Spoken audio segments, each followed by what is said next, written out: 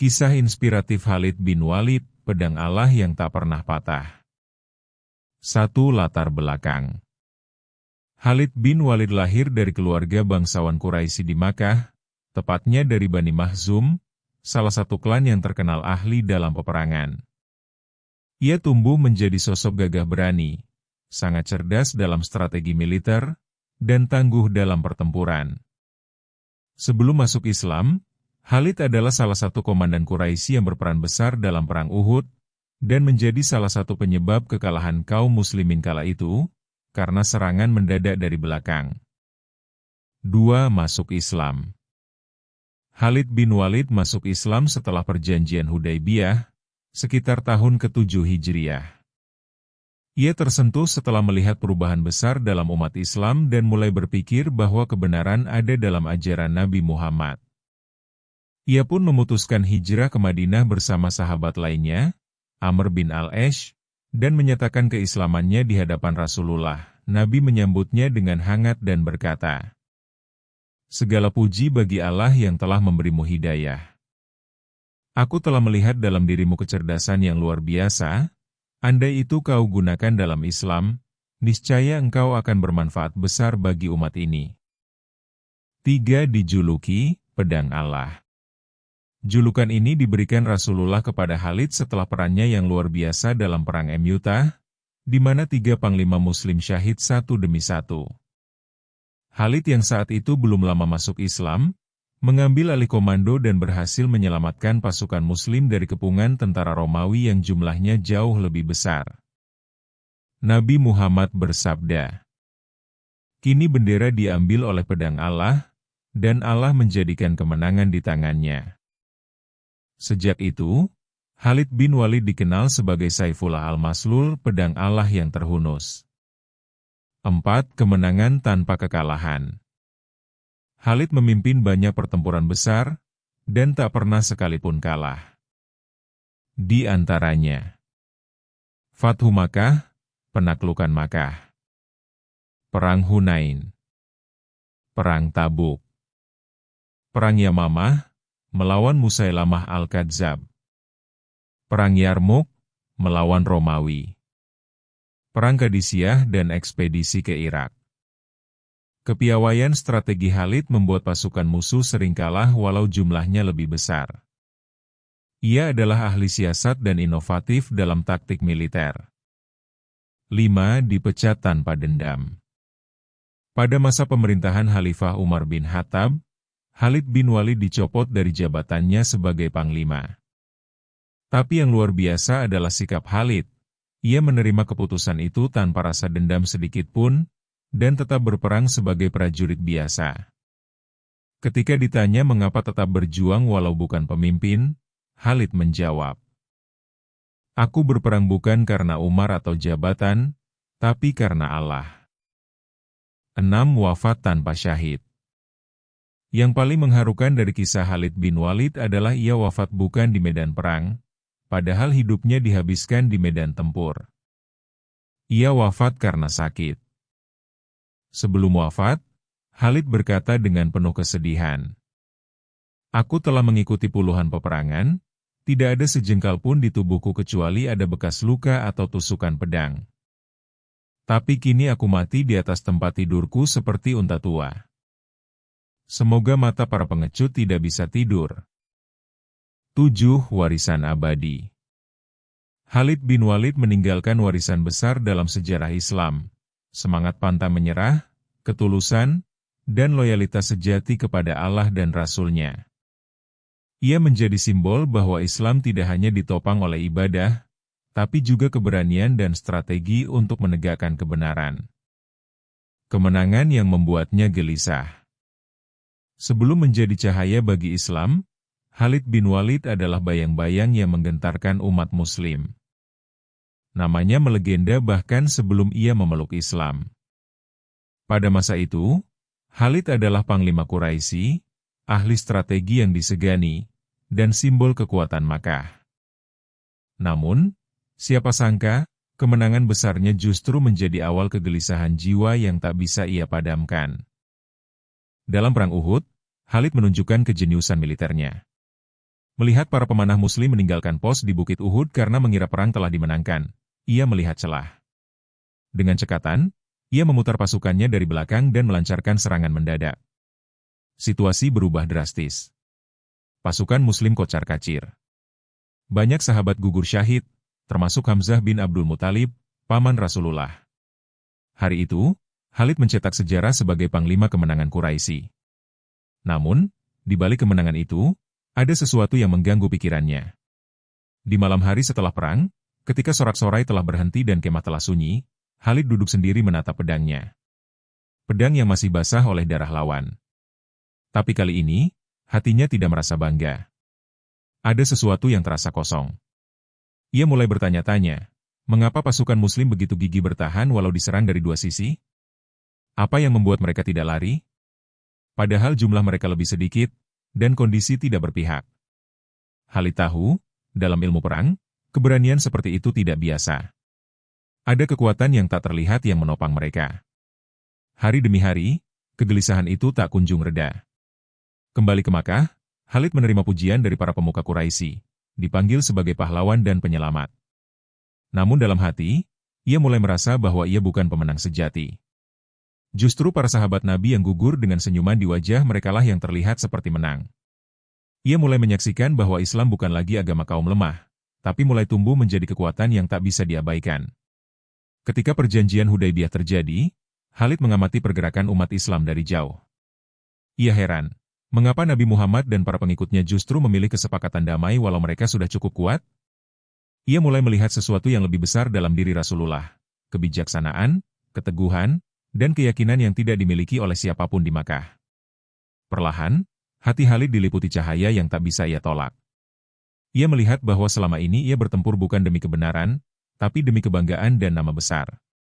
Sedangkan Islam memperjuangkan nilai dan kebenaran sejati. Dalam diam, Khalid mulai merindukan sesuatu yang belum pernah ia miliki, ketenangan hati. Ia ingin tahu lebih dalam tentang ajaran Muhammad, bukan sebagai lawan tapi sebagai pencari kebenaran. Hingga akhirnya, ia membuat keputusan yang akan mengubah seluruh hidupnya, meninggalkan Makkah, meninggalkan kemuliaan dunia, demi mengejar cahaya yang selama ini coba ia padamkan. Ia tak tahu, bahwa keputusannya itu akan menjadikannya pedang Allah yang tak pernah patah. Ketika pedang itu tunduk pada cahaya, Makkah masih ramai. Kaum Quraisy masih memuja kekuatan, kehormatan, dan kemenangan. Tapi di antara gegap gempita pujian, seorang pria mulai merasa tak lagi memiliki tempat. Khalid bin Walid, panglima kebanggaan Quraisy, tidak lagi merasa menjadi bagian dari kemenangan itu. Hatinya gelisah. Ia tak bisa tidur nyenyak. Ada sesuatu yang memanggilnya dari kejauhan. Bukan suara manusia, tapi suara kebenaran, yang kini kian hari kian menyala dalam jiwanya. Ia mulai diam-diam bertanya kepada beberapa orang yang mengenal Nabi Muhammad. Ia mendengarkan ayat-ayat Al-Quran yang mereka baca. Setiap kata terasa menghantam dadanya, membuka pintu-pintu hati yang selama ini terkunci rapat. Khalid, sang ahli perang, akhirnya sadar, ia telah lama bertempur di jalan yang salah. Lalu datang kabar dari utara, kakaknya, Walid bin Walid, yang sempat tertawan saat perang Badar, kini telah memeluk Islam di Madinah. Dalam sebuah surat yang ia kirim diam-diam, Walid menulis satu kalimat yang mengguncang jiwa Khalid. Saudaraku, di tangan Muhammad, aku menemukan kedamaian yang tak pernah kita temukan di dalam kemenangan Quraisy. Kau adalah orang cerdas, Khalid. Aku yakin, akalmu akan membawamu ke tempat yang benar, jika hatimu bersedia jujur pada dirimu sendiri. Kalimat itu menampar Khalid dengan lembut, tapi dalam. Tak lama, ia bertemu dengan dua orang terhormat di Makkah, Utsman bin Talhah dan Amr bin Ash. Tanpa disangka, mereka bertiga memiliki kegelisahan yang sama. Tiga orang yang pernah berdiri di barisan musuh, kini mulai merasa bahwa mereka justru berada di jalan yang salah. Maka mereka bersepakat, meninggalkan Makkah. Diam-diam. Tanpa banyak bicara. Perjalanan menuju Madinah bukan perjalanan biasa. Bukan hanya melewati padang pasir, tapi juga menyusuri lorong batin yang penuh keraguan, rasa bersalah, dan harapan baru. Tapi Khalid tak mundur. Untuk pertama kalinya dalam hidup, ia tidak sedang menjemput perang, tapi menjemput damai. Sesampainya di gerbang Madinah, Khalid merasa dadanya sesak. Akankah Nabi Muhammad menerima orang yang dulu menjadi musuh kerasnya? Orang yang pernah menyebabkan syahidnya paman tercinta, Hamzah? Tapi semua keraguan itu sirna ketika Rasulullah menyambutnya bukan dengan pedang, tapi dengan senyum dan pelukan. Segala puji bagi Allah yang telah membimbingmu, wahai Khalid. Aku tahu, orang secerdasmu tidak akan lama dalam kesesatan. Khalid menunduk. Air matanya jatuh. Untuk pertama kalinya, sang panglima menangis, bukan karena kalah perang, tapi karena hatinya menang melawan keangkuhan. Hari itu, Khalid bin Walid bersyahadat. Ia memeluk Islam dengan seluruh jiwanya. Dan sejak saat itu, hidupnya berubah. Bukan lagi sebagai panglima Quraisy, tapi sebagai pedang Allah yang siap bertempur demi kebenaran. Ia datang sebagai musuh, tapi pulang sebagai pejuang sejati. Saat pedang itu bicara, langit Madinah mendung ketika kabar duka itu datang. Zaid bin Haritsah, Ja'far bin Abi Thalib, dan Abdullah bin Rawahah, 3 panglima Islam dalam perang Mu'tah, telah gugur di medan perang. Pasukan Muslim terpukul. Mereka menghadapi pasukan Romawi yang jumlahnya puluhan kali lipat lebih besar, lebih terlatih, dan lebih lengkap perlengkapannya. Di tengah situasi genting itulah, sosok Khalid bin Walid, yang baru beberapa bulan memeluk Islam, berdiri di barisan depan. Bukan untuk berbicara, tapi untuk bertindak.